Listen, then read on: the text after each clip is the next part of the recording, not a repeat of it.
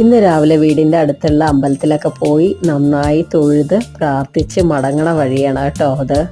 അപ്പോൾ ഇന്നത്തെ പ്രത്യേകത എന്താണെന്ന് വെച്ച് കഴിഞ്ഞാൽ ഞങ്ങൾ രണ്ടുപേരും ഒന്നായിട്ട് 21 വർഷങ്ങളായി.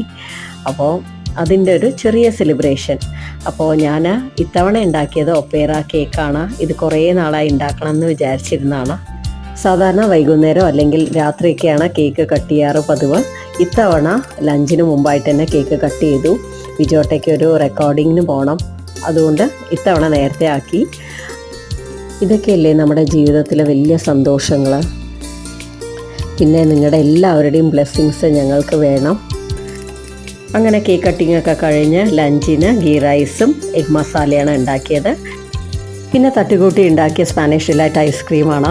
അപ്പോൾ അതെന്താണാവോ നന്നായിട്ട് കട്ടിയായിട്ട് വന്നില്ല. കൂടെ മാംഗോസും ഇട്ടു. അപ്പോൾ ലഞ്ചൊക്കെ കഴിഞ്ഞതാ വിജോട്ട റെക്കോർഡിങ്ങിനായിട്ട് തിരിച്ചു. അപ്പോൾ